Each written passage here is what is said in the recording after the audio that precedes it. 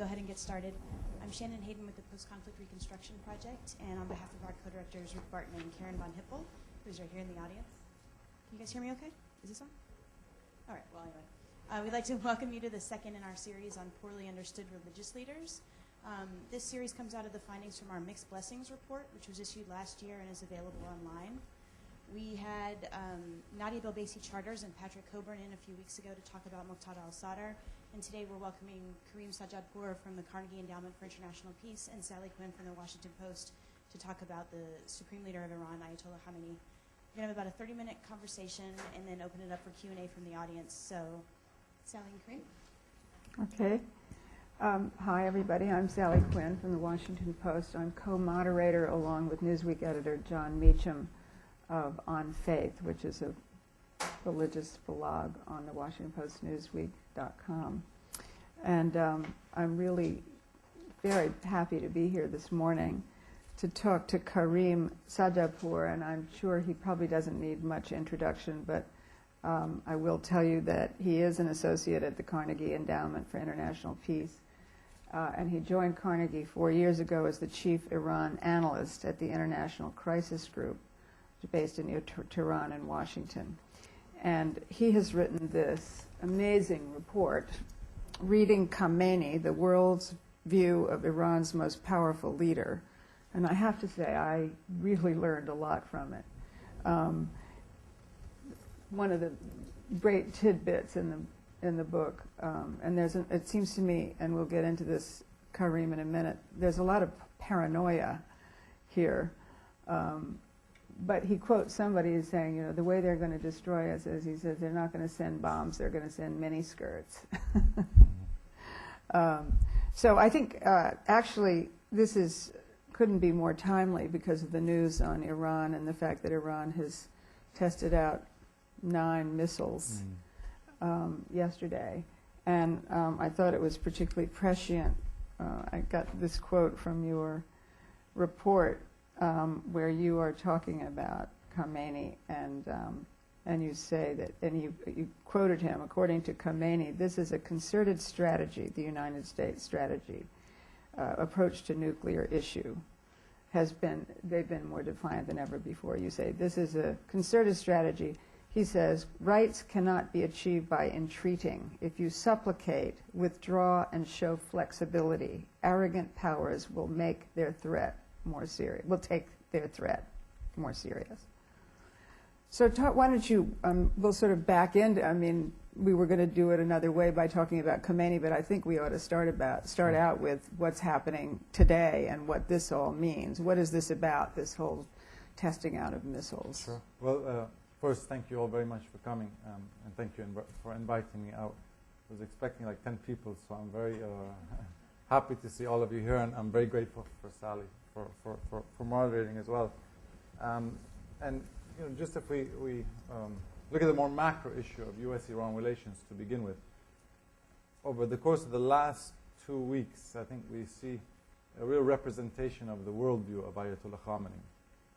Because last week, all of the news media were calling me to talk about Iran's conciliatory gestures, and you know, Iran is suddenly going to accept this nuclear deal. They're ready to talk to the Europeans. And this week, again, it's back to talk of, you know, World War III and Iran launching these missiles. And everybody says, you know, what's going on in Tehran? Are these, you know, conflicting signals? There's a joust for power, etc. And, you know, my take on it is that the joust, in some ways, is inside Ayatollah Khamenei's head. Whereas 10 years ago, there was kind of this, there was this joust taking place amongst conservatives and reformists in Iran. I think now Ayatollah Khamenei is very much consolidated power. It's not a dictatorship, but he's certainly more powerful than he's ever been in his 19-year tenure as leader.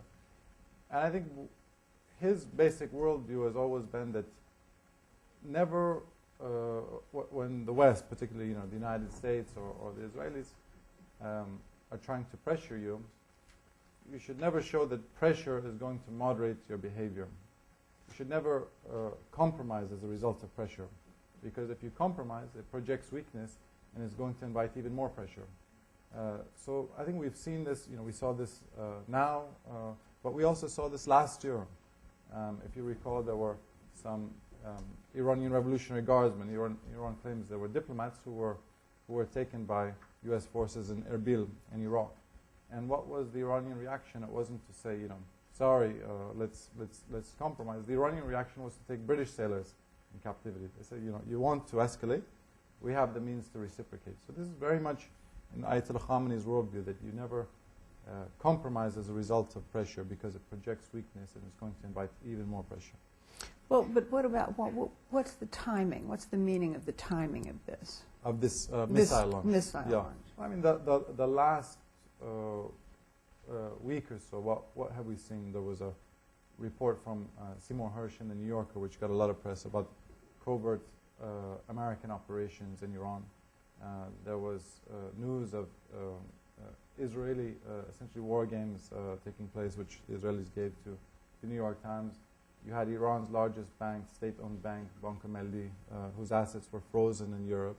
So, there was this series of moves that Iran interpreted as escalatory on the part of the West. And I think the timing is simply that, to say that, when you guys want to escalate, we have the means to reciprocate. Now, there's something else I would also say, and this is just my own kind of cynical suspicions these days, but there was an extremely kind of gratuitously provocative statement from a few Revolutionary Guardsmen a day or so before these missiles were tested, saying, we're going to offer a crushing blow to the United States. And yeah, I'm beginning to think that these guys are trying to manipulate oil prices as well, because they make these very blusterous statements, and oil goes up $2-3 a barrel. This is the equivalent of hundreds of millions of dollars of additional oil revenue for Iran. And oftentimes when they like to be provocative, then President Bush will say all options are on the table, and these oil traders go crazy. Oil goes up $10 a barrel. I mean, this is literally hundreds of millions of dollars, if not billions of dollars, additional oil revenue for Iran. So if you were the Bush administration, I mean, one of the things that we obviously know is that this controversy that's going on inside the Bush administration about how we deal with Iran. I mean, do we impose sanctions? Do we threaten? Do we rattle swords? Do we talk about whether we're going to invade and we're going to bomb nuclear plants? And you hear that Cheney is for, force, and Bob Gates is against it, and the Joint Chiefs are against it. But this continuing dialogue and the sort of the perception that the United States might possibly do this. And I just came back from Europe, and I was at a conference there, and everyone there was sort of saying, is the United States going to bomb Iran? I mean, that clearly is a perception of possibility. Do you think that this perception is one that the Iranians believe is a possibility? It's a good question. And, first of all, I would preface my response by saying I think it's unequivocally a bad idea, or would be quite disastrous, any type of U.S. military action. And my primary concern is actually not necessarily the regional repercussions, that Iran would react by launching Hezbollah missiles into Israel, or further inflaming the situation in Iraq. All of these things are potential. But for me, the even greater concern is what it would do domestically within Iran. And you have kind of this last oasis of goodwill which exists vis-a-vis the United States amongst the Iranian people. In 2002, I used to say Iran is the most pro-American population in the Middle East. Now I say it's the least anti-American population in the Middle East. But still, there's a real, a genuine goodwill towards the United States. And I think if U.S. bombs were to drop on Iran, it would entrench the most radical elements within Iran. And it would veer the population in a direction which I think is certainly not constructive for its long-term future. But I think within Tehran, if we try to get inside first the head of the president, Mahmoud Ahmadinejad, he's been saying for a long time now that the United States will never do it. And his kind of rudimentary reading of American politics is that in 2006, when the Democrats, the midterm elections, when the Democrats were elected back, this was representative of the fact that the U.S. population no longer has the appetite to embark on any type of kind of foreign policy adventurism in the Middle East. So he believes that essentially the hands of American politicians are tied. And quite frankly, this sounds kind of like a trite, throwaway comment, but I truly believe that military action is more of a carrot than a stick for President Ahmadinejad. Meaning, it's truly, I think, one things that could really rehabilitate his presidency if U.S. bombs were to drop on Iran, because it will allow them a pretext to truly clamp down. It would allow him a pretext, would allow him him an excuse for the economic failings of the country. But if we go back to Khamenei, Ayatollah Khamenei, he was president during the time of the Iran-Iraq war. He was a war president. He wasn't the supreme leader then. Ayatollah Khamenei was supreme leader, but still he experienced on a daily basis kind of the travails and the difficulties of governing a country when it's at war. So I think he has no interest in having another confrontation. But his worldview is this balance, neither confrontation nor accommodation with the West. So I think that it kind of reminds me of, when I was a kid and I would fight with my older brother, I kind of always knew which buttons to press, and like stopping short of getting beaten up by him. I could kind of press the right buttons, and I think this is the belief that Iranian leaders have, that we push the buttons, but we won't push the buttons so hard that it's going to warrant kind of a massive retaliation from the United States. Well, you mentioned Ahmadinejad in not believing the United States would attack. And you think that Khamenei has the same view of that he doesn't believe that we will, or do you think that they share the view? I think Khamenei is much more cautious. But again, I think when Khamenei wakes up in the morning, U.S. military strikes on Iran are perhaps less of a concern for him than some type of what he calls soft revolution. He's much more concerned about the prospect of. He believes that the U.S. Goals vis-a-vis Iran are not to do an Iraq-style operation or even to bomb the nuclear sites necessarily.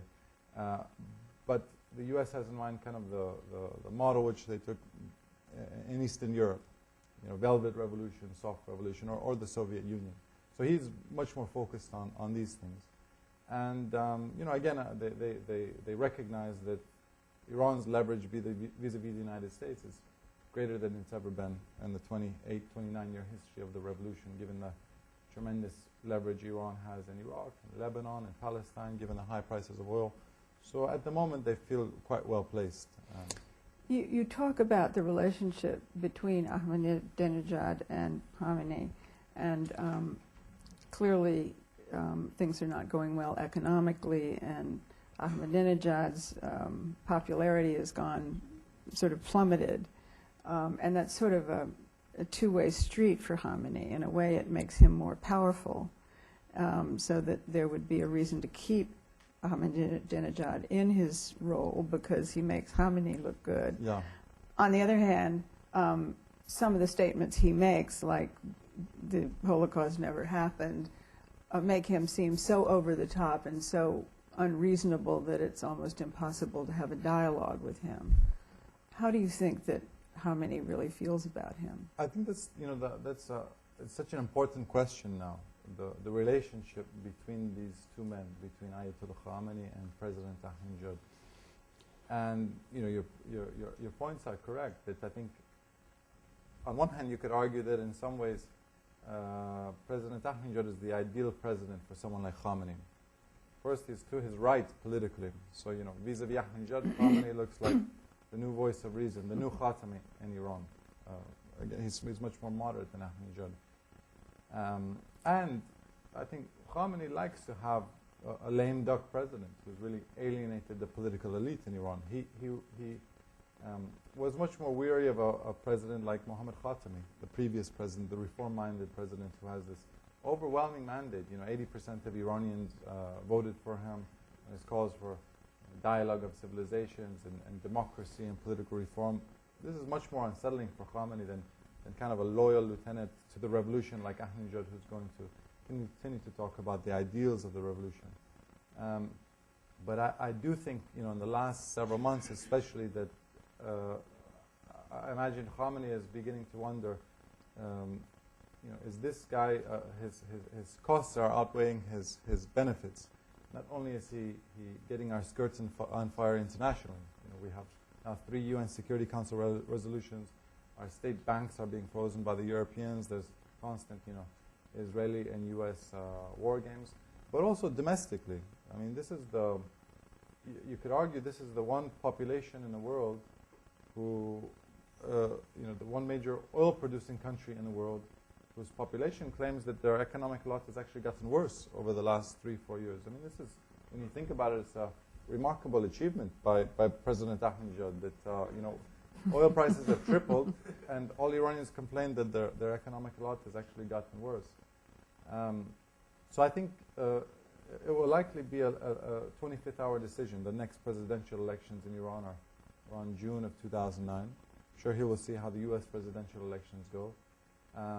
And we're not talking about a free and fair election in Iran. I think it's not totally rigged, but I think Ayatollah Khamenei can really engineer who the candidates will be and who possibly gets the most votes. And I don't think he's going to make this decision about Ahmadinejad's future until, say, next spring. But one thing I would say is that there has been some talk that Ahmadinejad is trying to usurp power from Khamenei, and he actually has ambitions to on behalf of the revolutionary guards, to take power away from the clerics, etc. When you talk to people, kind of the regime insiders in Tehran, they say that the dynamic between these two men is very clear. President Ahmadinejad, even when you watch the body language, when you see pictures of them, Ahmadinejad prostrates himself in front of Khamenei. He's the only president who actually kisses Khamenei's hands in public. So, it's very much kind of a master-pupil relationship. But do you think that if Ahmadinejad knows that he is maybe overstepping the line and that he is losing favor, that he might cool it with some of the rhetoric?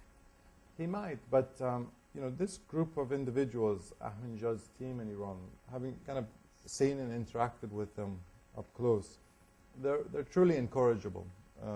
They're not individuals who sit back and reflect and say, well, maybe I shouldn't have denied the Holocaust, or maybe Israel shouldn't be wiped off the map. Maybe we should reconsider Israel's right to exist. I mean, there are individuals who have kind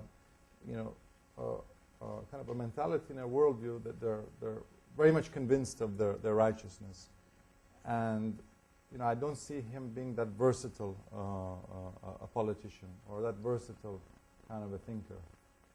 And it's going to be very difficult for him to undo all of the alienation among the political elite in Iran. So, I think that it's going to be very difficult, I should say, for Ahmadinejad to reinvent himself. You've mentioned several times oil. Oil obviously plays a big role, not only for them economically, but for us. And I can't imagine that we would take any political and military decision without considering oil. Tell me what role oil plays in this. You talk about how you would think that they would be prospering because of the situation with oil, and I can't imagine that Khamenei is not interested in the economics of his country, and yet alienating so many people around the globe doesn't seem to be the way to economic prosperity. Yeah, I mean, oil is really the lifeblood of this Iranian economy. I think 80% of their export revenue is derived from oil. And the oil industry is in a precarious, tenuous position. Because what's happening is this. Iran has, I think, the world's second largest reserves of oil. But their energy, their oil facilities really haven't been developed or refined since the early days of the revolution. It suffered tremendous damage, their oil rigs and refineries, during the time of the Iran-Iraq War. And so they, by their own account, they require huge amounts of foreign direct investment to kind of refurbish and repair these facilities. And I think the number that the oil minister came up with a few years ago was they required about $100 billion reinvestment into their energy infrastructure just to retain their current output, which is about 4.2 million barrels per day. Now, and they estimated of that 100 billion, about 2/3 of it or half of it needed to come in foreign direct investment. Since Ahmadinejad has become president in 2005, it's quite obvious that he's He's not coveted foreign investment, he's repelled foreign investment. And so what's taking place is that their oil output is decreasing because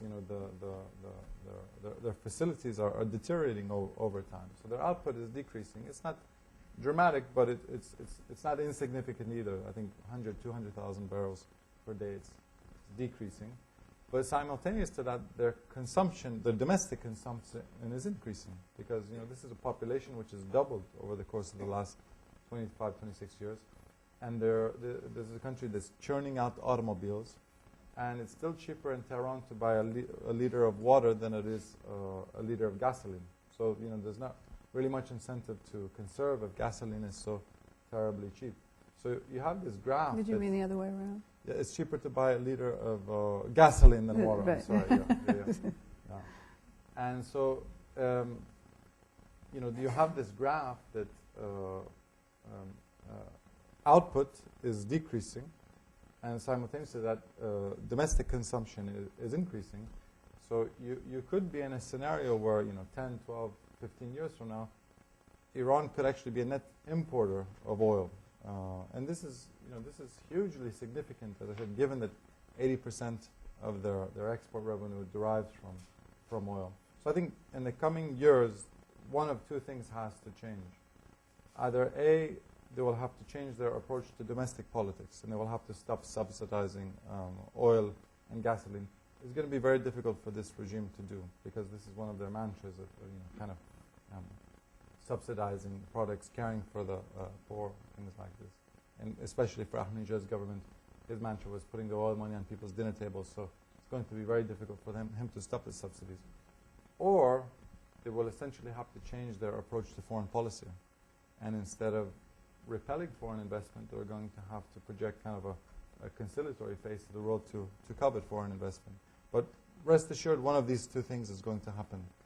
Thomas Friedman said this, that if oil is at $20 a barrel, the Holocaust is no longer a myth. Meaning, when it's not a coincidence that when Iran's president first called for a dialogue of civilizations, Mohammad Khamenei, oil was at $12 a barrel. And when Ahmadinejad first called for Israel to be wiped off the map, oil was at $70 a barrel. It's not coincidental, the link between price of oil and Iranian foreign policy. But from an economic standpoint, this just doesn't make any sense. It also, they seem to be putting an enormous amount of resources into weapons that they could be putting into infrastructure, into rebuilding the oil refineries and all of that. Why are they making this choice? I mean, this regime is never, their priority has never been the economic well-being of the Iranian people. And this sounds, I think even if you had an official from the Islamic Republic sitting in this room, they probably would agree with that statement. Let me give you kind of another example, going off on a tangent, but I think it's a relevant point. A few years back, actually it was last year, I was having a conversation with a senior Iranian official at one of these Track 2 meetings in Europe. And I relayed to him a message which a Shiite Lebanese friend of mine once asked me.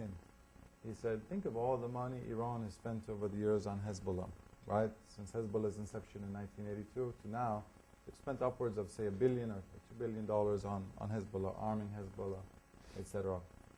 And think of how many Lebanese Shiites Iran could have educated instead to become doctors and lawyers and engineers. And likewise the Palestinians, instead of having armed Hamas and Islamic Jihad over the years, think of how many Palestinians Iran could have educated to become doctors and lawyers and engineers, and how much better off would that community have been. So I asked him this question, and he looked at me and said very frankly, no, what good would that have done Iran? And I said, what do you mean? He said, do you think if we sent these guys to become doctors and lawyers and engineers, they're going to come back to South Lebanon and Gaza and fight Israel? No, they're going to be doctors and lawyers and engineers. So, I mean, it kind of crystallized for me that moment that Iran's approach, both domestically and kind of on a regional level is a very cynical approach in which they're cognizant of the fact that they can be the champions of the downtrodden and the dispossessed, but they can't be the champions of the upwardly mobile, right? So, I mean, I lived in Beirut, and I can tell you my Shiite doctor and engineer friends were not fans of Hezbollah, and they were not fans of Iran. But the Shiite shopkeeper and taxi driver was a fan of Iran. And I think, you know, again, I think their approach to regional politics is such, and to an extent their approach to domestic politics is such, that, you know, the more upwardly mobile Iranians are, and the better off Iranians are, you know, the more probably they're going to agitate for political reform. This was one of the lessons of the 1979 revolution in Iran. It wasn't because, you know, people's economic prospects had worsened. Actually, people's economic prospects had suddenly improved during the time of the Shah, because there was this huge you know, increase in oil prices. And then suddenly, you know, oil prices contracted and there were some difficulties. But I think, you know, in some ways this regime is cognizant of their own strengths and weaknesses. And again, they know that they can be the heroes to the downtrodden, but they can't be the heroes to the upwardly mobile. Well, this brings us to the question of religion and how strong a role religion plays. Now, obviously, the whole idea of Islam is charity and caring for the downtrodden and all of that, but part of that would be lifting people up into another and higher level, which seems to be the opposite of what you're talking about. Yeah. So it seems contradictory in a way, their view of religion and what role it should play in their politics. Talk to me a little bit about how religion plays a role in politics and whether it's a good or a bad thing. Sure, that's a great question. And you know, I was there was a passage from what I did basically when I wrote this was I read all of Khamenei's major and minor speeches over the course of, say, 3 decades. It was like 1,500 pages of material, and I told people it was the antithesis of chicken soup for the soul, reading Khamenei. It's so kind of cynical and sinister, and it was a dark period in my life. But there was, you know, of all these things that I read, there was one thing that really jumped out at me. And Khamenei was giving a lecture to a group of visiting clergymen, I think from Austria, Christian priests. And he was kind of castigating them that, you know, why aren't young people in Europe going to church anymore? You know, the church-going percentages are like 2%, even in a country like Italy. And he was kind of chastising them and giving them a lecture of how you draw young people back to religion. And let me just kind of read this excerpt for you. And he says to them, youngsters have a natural inclination for religion and spirituality, but we should also try to create more attractions for them. And then he says, I believe that if religion defends the oppressed and advocates justice, it will become more attractive to youngsters, since youth everywhere in the world support movements that are aimed at administering justice. In fact, justice is part of all religions, and the most prominent heroes in the history of mankind who made strenuous efforts to administer justice were religious personalities. Your prophet Jesus struggled for justice during his entire life, and our prophet also spent his whole life trying to administer justice. If Christian and Muslim clergymen raise the issue of justice today, this will certainly create attraction. And I was thinking to the time when I was in college, and there were 3 posters hanging in my dorm room wall.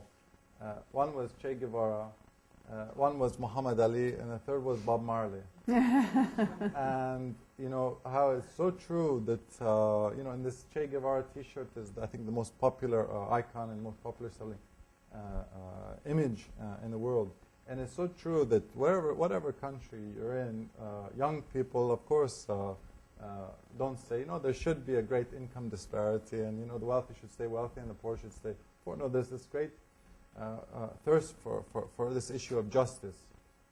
And I think what the Islamists have been able to do very effectively is to essentially link these 2 issues together, religiosity, and in particular Islamic religiosity, and this issue of justice.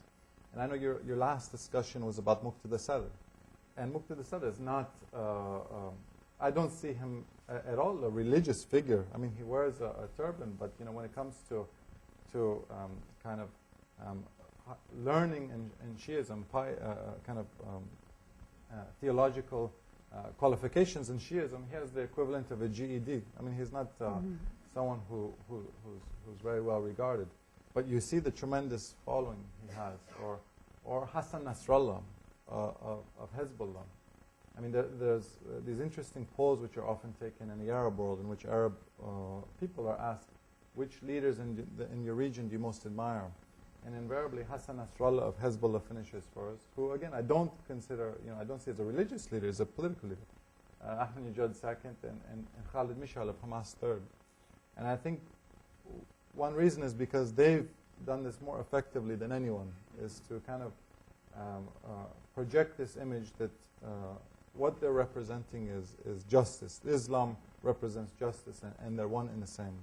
And I think what I find interesting about all of this is that, Khamenei constantly says that if there were to be a referendum in any country in the Middle East, people, one person, one vote, let the chips fall where they may, if there were to be a referendum, it would produce political systems across the region which would look much more like Iran than the United States. So ironically, I think Khamenei believes that the best vehicle for Iran to assert its interests throughout the region is what?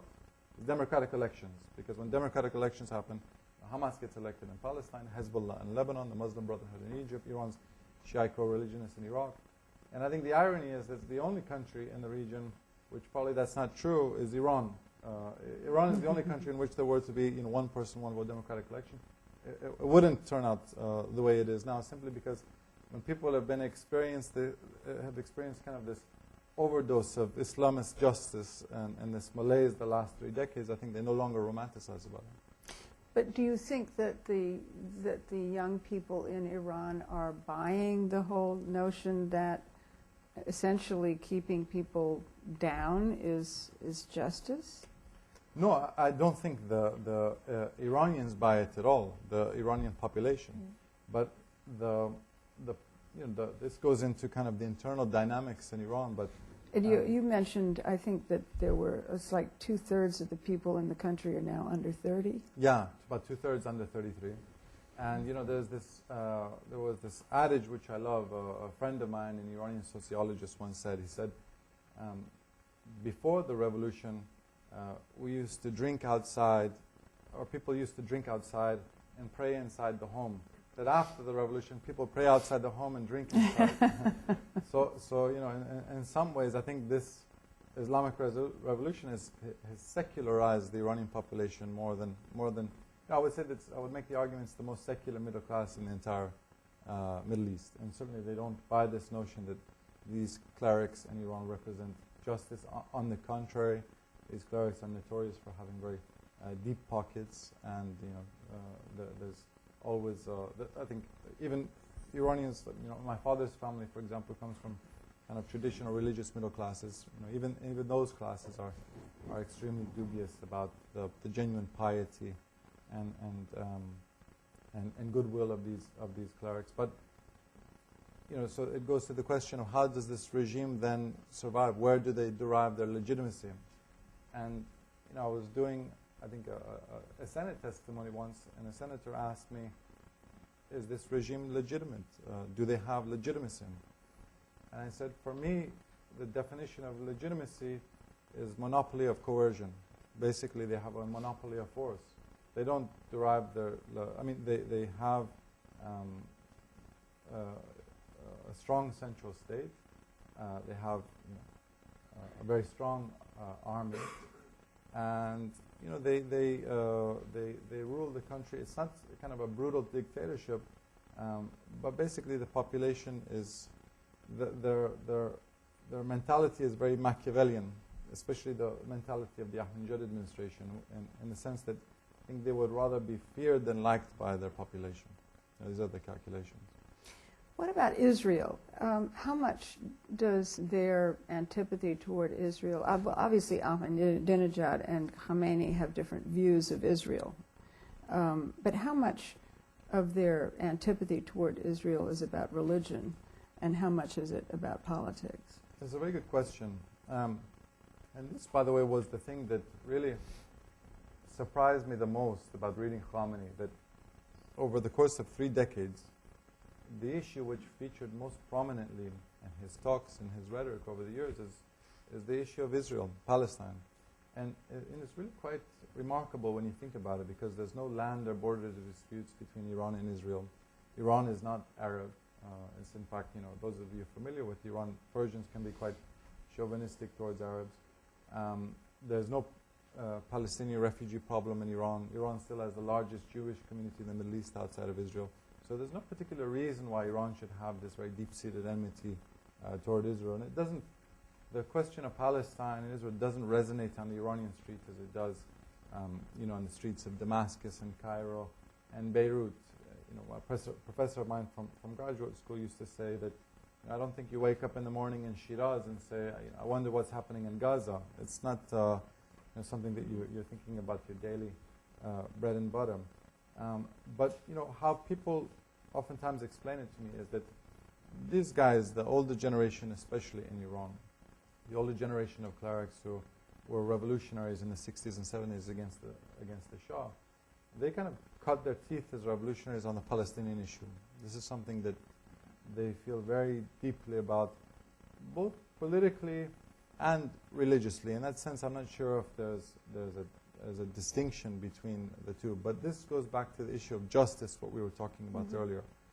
And for them, the ultimate injustice, if you were to line up all of them and say, what is the ultimate injustice? All of them unequivocally would say, the creation of Israel and the treatment of the Palestinians. That being said, I think that, it's useful to kind of put into context Ayatollah Khamenei's position toward Israel.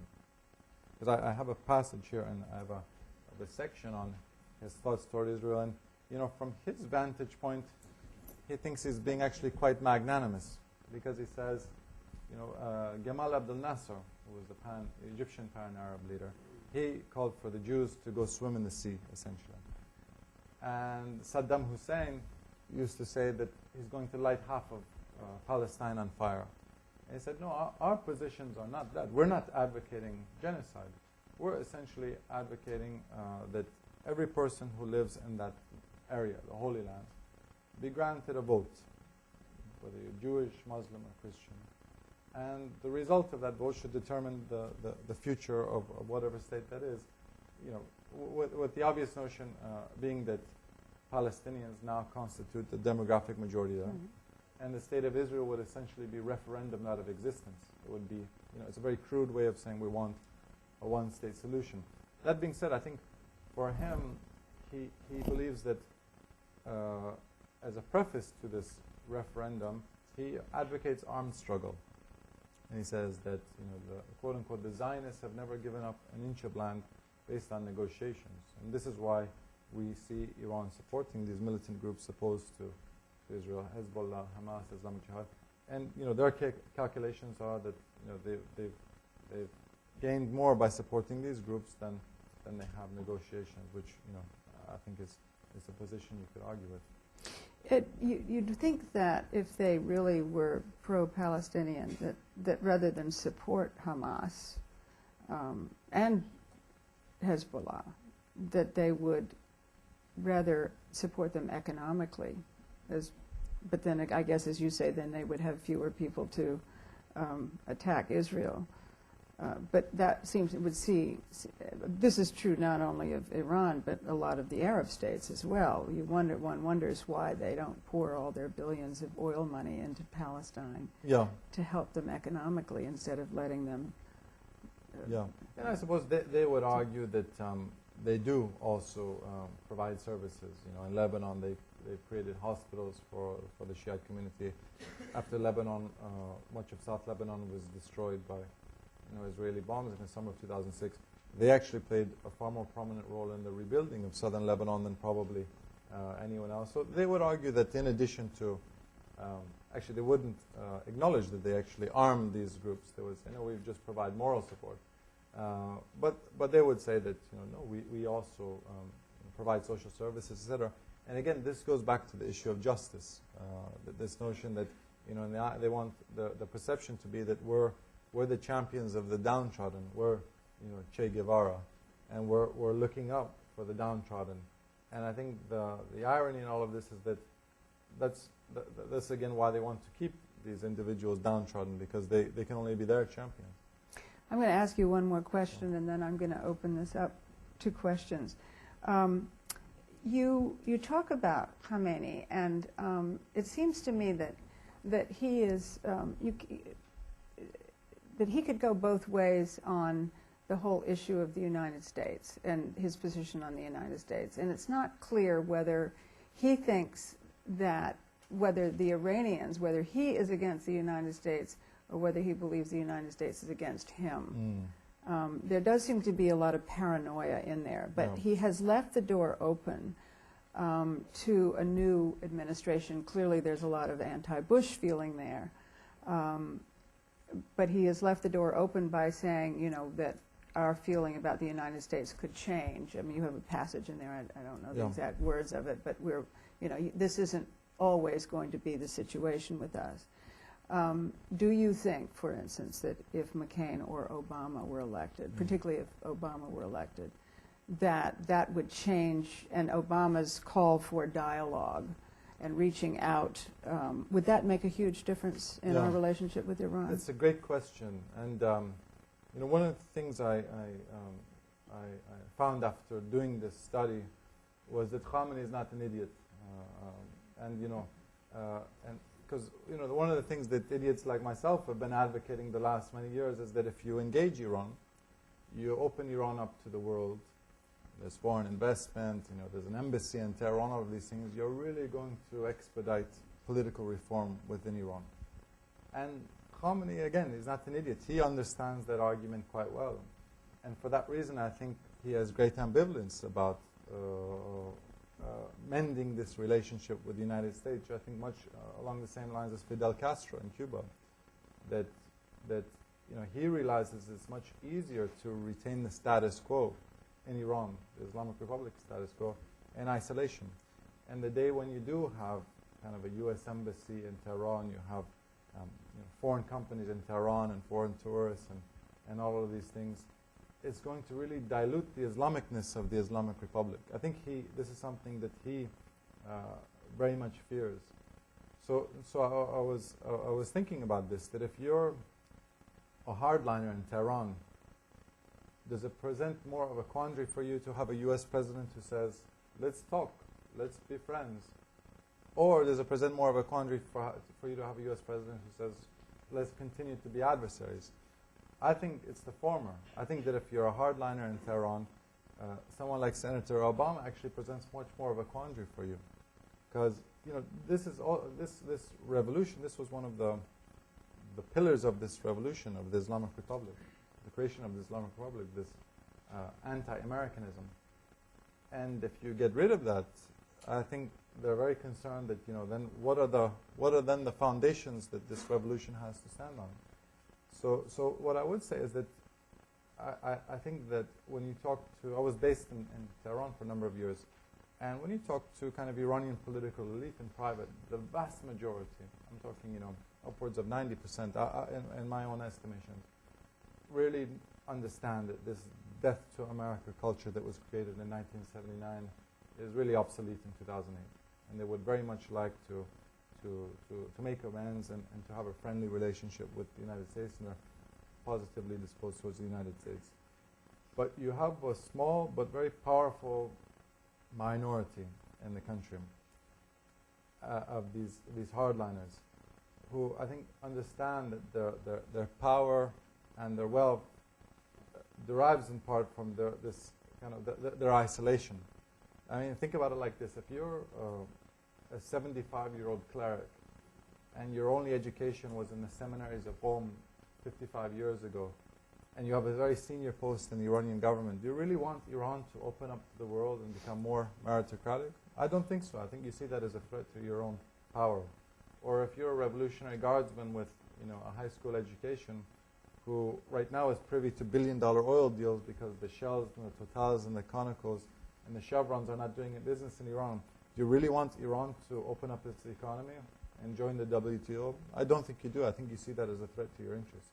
So, you know, what's happened over the last 2-3 decades is that whenever there's been opportunities of kind of a confidence being built between the U.S. and Iran, or dialogue taking place, you will see these radicals in Tehran doing something to sabotage this effort and torpedo this effort. And I think the problem is that the U.S. always seems to respond to those saboteurs, and then the whole thing, you know, deteriorates. But, you know, where does Ayatollah Khamenei fit into this? My own cynical interpretation is that he kind of fits in the latter camp, that he somehow believes that the revolution and the Islamic Republic needs this adversarial relationship with the United States. And that's why I think we should not give it to him. We should not, you know, offer it to him on a silver platter. Okay, why don't we open to questions? Yes.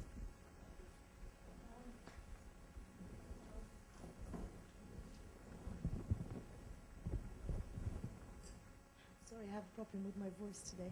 Nadia Bilbesi with NBC TV. Karim, I just want to ask you about something you haven't talked about, which is Iran relationship vis-a-vis the neighbors across the Arabian Gulf or the Persian Gulf. You know, there seems to be some kind of competition between, especially Saudi Arabia and Iran. There is kind of perception, there is fear from the Gulf states towards Iran. But yet there is active diplomacy. You have seen Ahmadinejad being invited to Mecca to perform the pilgrimage, etc. How do you read this relationship? And do you see it put in the same category as the West vis-a-vis Iran, or is there a special relationship between the Arab states and Iran? Should we start? Yeah, No, yeah. it's fine. It's a great question, Nadia. You know,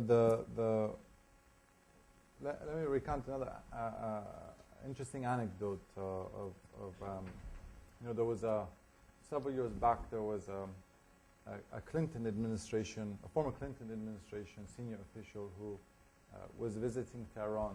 He was giving a talk at the Iranian Foreign Ministry's graduate school, and he was saying that he had been before he came to Tehran. He had been traveling around the Gulf, the Persian Gulf, and he said that the Gulf countries are extremely worried about Iran's nuclear ambitions, and you know, this is the #1 source of insecurity, etc. And he began taking the second. Before he could finish what he was going to say, there was an Iranian official there, and he said, you know, what are you talking about? And he pulled out the latest poll from, I think, the Pew Foundation, which had asked Arabs, and I think even Gulf Arabs, what do you fear most? What's the primary source of insecurity in the Middle East? And all of them obviously said Israel and the United States, and Iran was very low on the list. In fact, the majority of them were supportive of Iran's nuclear ambitions.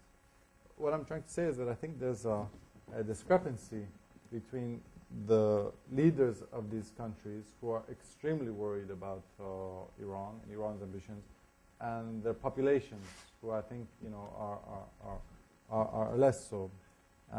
But you know, in terms of kind of Iran and Saudi Arabia in particular, I think you have, you know, two main kind of venues for this rivalry right now playing out. One is obviously Iraq, and the other is Lebanon.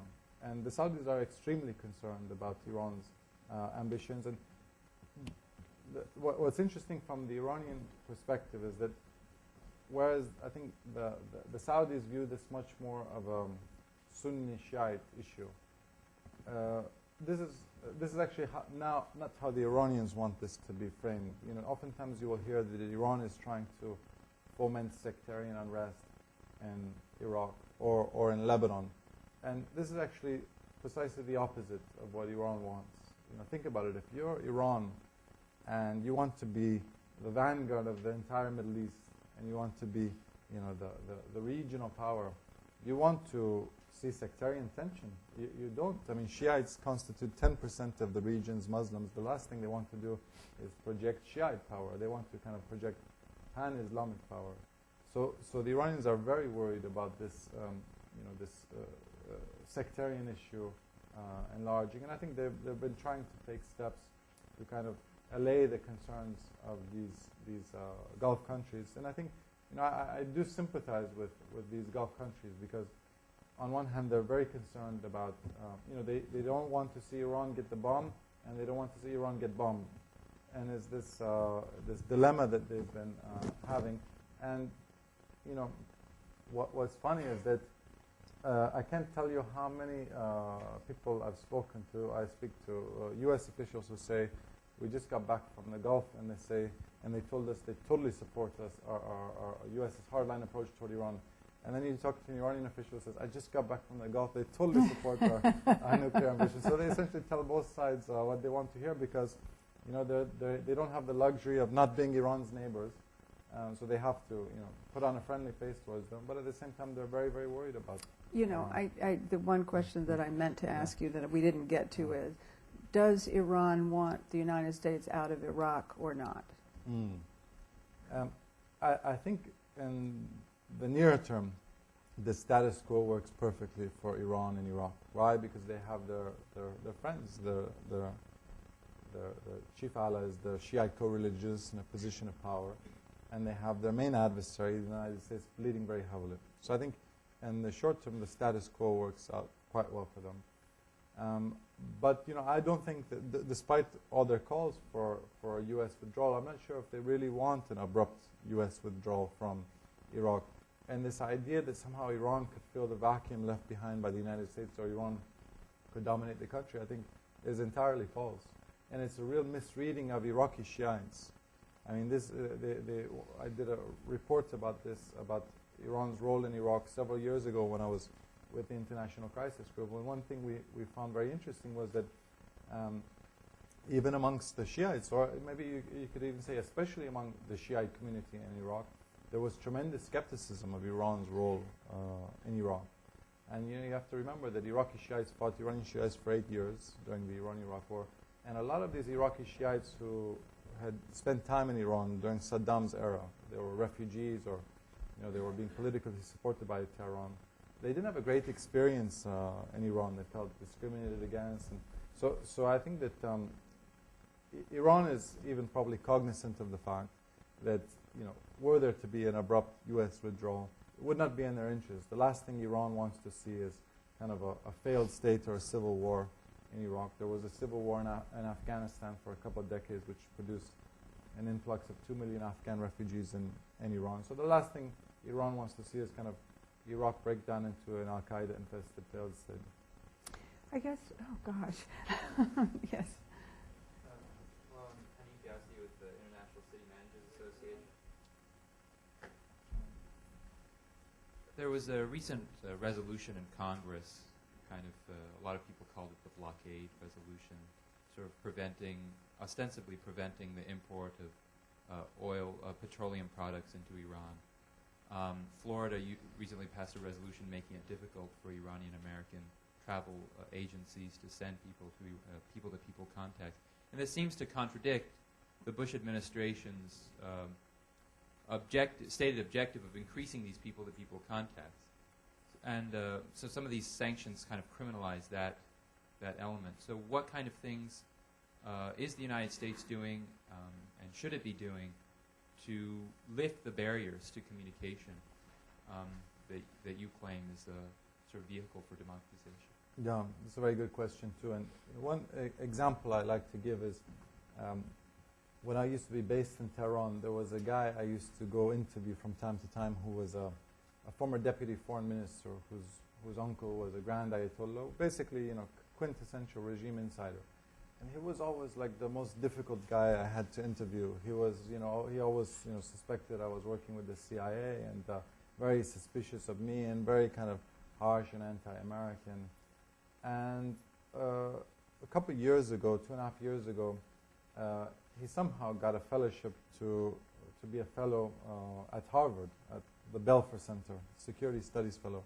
I said, this is crazy. Of all the people they could invite from Iran, they invite this guy? Why on earth are they doing that? And I was very upset by this. And what happened was very interesting, that he came to Boston for 6 to 8 months. And some of his colleagues were telling me this as well. Initially he came very defiant and putting up. But over time he had this very interesting kind of interaction with his colleagues at Harvard who were working on this Iranian nuclear issue. And basically what happens is communication and dialogue, and they began to kind of understand some of Iran's concerns a bit more, and he began to really understand the image which Iran was projecting to the world. And over the course of the 6 to 8 months that he was here, he wrote 2 fantastic op-ed pieces. One was in the Financial Times. I think both were actually in the Financial Times, the Herald Tribune, which I actually refer to a lot in some of my own work. And it was very sober pieces calling for Iran making certain compromises, etc. The point I'm trying to make is that I've never seen in all of whenever there's interaction, I've never seen negative repercussions of it. That whenever you bring the Iranians here, you expose them to what's going on. Or you have Americans going to Iran. The outcome I've always seen it is unequivocally positive. The outcome of some type of a dialogue. So people-to-people contacts, I think, are very important. And I think I saw this law being passed, or it's being contemplated in the Florida legislature, which would, I think, fine travel agencies who sell tickets to Iran is totally asinine. But I think this is a dilemma, right, which the U.S. government has, European governments have. And the dilemma is this, is that when Iran had a president, Mohammad Khamenei, right, the reform-minded president who was talking about dialogue of civilizations, etc., what did they get in return? The perception from Tehran is that they were placed into the axis of evil, and they projected a weak image when they were talking about dialogue of civilizations. And the dilemma the Europeans especially, and the Americans to an extent have, is that how do you now offer incentives to Iran or overtures to Iran which weren't on the table, which you didn't offer during the Khatami era? What is the signal that you're sending to Ayatollah Khamenei? That when you talk about dialogue of civilizations, you project weakness and you get placed in the axis of evil. But if you deny the Holocaust and you call for Israel to wipe off the map, we'll offer you overtures and incentives which we didn't offer you before. So this is a big dilemma, I know, especially from the Europeans, that they say, yeah, we understand that this approach toward Iran needs to be mended. And I think, deep down in the heart of many kind of even senior Bush administrations, they say, we understand this policy needs to be mended. But the timing is important. And we don't want to do anything that's going to kind of validate or rehabilitate President Ahmadinejad's approach. Well, I see a lot of hands, and we're over 10 o'clock. What do you think? 2 more questions? Okay.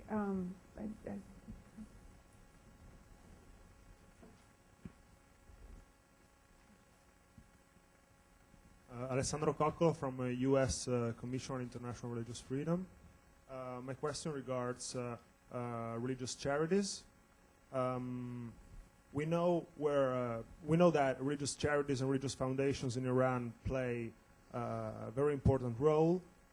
You mentioned all revenues, etc. So we know where their resources come from, but we don't know where money goes. Given the fact that Iran, apart from Tehran, I might be wrong, but has no excellent welfare system, welfare state, no infrastructures, no excellent healthcare system or educational system. My question is, do you know where money go, where the resources are invested? Because we have 2 alternatives. The first is personal treasures, but it looks like religious leaders in Iran live in a very sober way. So the other alternative is they are invested abroad. So don't you think that working on investments coming from religious charities could be a good way to solve problems or a good starting point more than another war? Thank you very much. You want to take another question? I'll combine them. Mm-hmm. Yeah. Oh, okay. Yeah. Mm-hmm.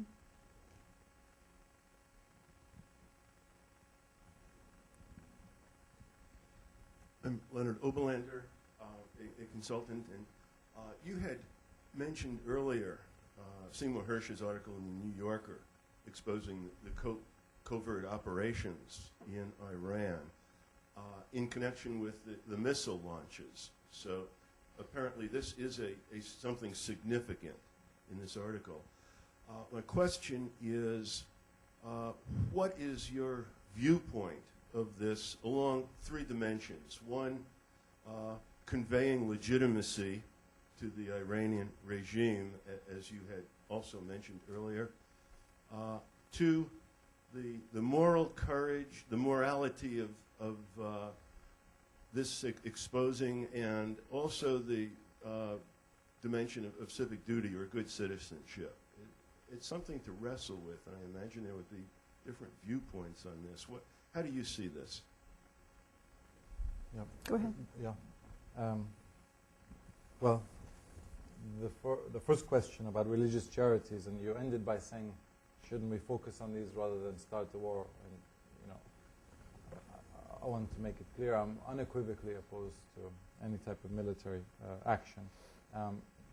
But you know, Iran's finances are unbelievably nebulous. It's incredibly nebulous. So there's no way to tell, you know, where this money is going. These religious charities, they're called bonyas. They're essentially a black hole. You know, some accounts, 10% of Iran's GDP goes to these religious foundations, and no one really knows how the money is spent. But there is some, indication that, we do know that Iran spends approximately $20 billion a year on subsidies. So this is why it's cheaper to buy gasoline than it is water. This is why bread is very cheap. And you really don't see, poverty in Iran the way you do see it in Latin America and India, and nor should you, by the way. This is has tremendous natural resources. So, you know, basically the finances are incredibly nebulous, and you know, I think the dilemma is that I think in the short term, maybe the signal Bush administration officials and European officials want to send to Tehran is that belligerence is not going to reap your rewards. So if you want to be belligerent and non-compromising, we're going to punish you with economic sanctions, etc. Those are the short-term tactics, but really the long-term strategy should be to open Iran up to the world economy and to open Iran up to the world. So kind of the short-term tactics and the long-term strategy are at loggerheads, because in the short term we have to send stern signals to them, and we do it economically. But over the longer term, we should open the country up economically. So I think this is a dilemma. Now, on Sy Hersh's piece,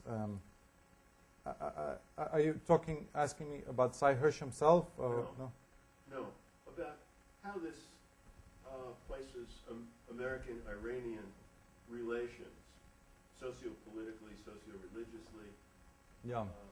In perspective. If you look at these dimensions from high to low, is it helping relations? Is it helping relations along the dimension of legitimacy for the Iranian regime? Is it something that should have been published at the time it was? Well, not that it should have. What is the effect of publishing it on the issue of morality and of good citizenship? Is it going to divide people? I think that the article by Sy Hersh, whom I love, I played tennis with, Sy Hersh's piece in the New Yorker, he essentially argues that there's a covert operation taking place, and the United States has spending $400 million to kind of foment ethnic unrest within Iran. You know, despite the fact that the word Persian and Iranian is used interchangeably, actually only about 50% of Iranians are Persian, and you have Azeri Turks and Kurds and Baluchis. And what Sy Hersh essentially is arguing is the U.S. government is supporting these ethnic groups to cause a problem for the central government in Tehran.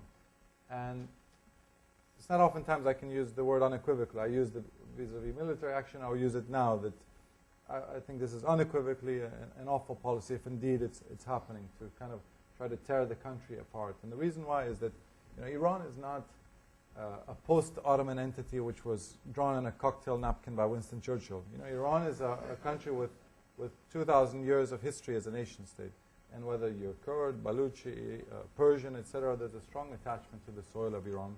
And if our goal, if the United States' goal is to try to bring about kind of a more democratic, nationalist Iran, you're going to really alienate those Democrats that you're hoping to come power one day if they see that you're trying to tear the country apart. So if indeed that is happening, I think it's an awful policy. I think that's it. Kareem?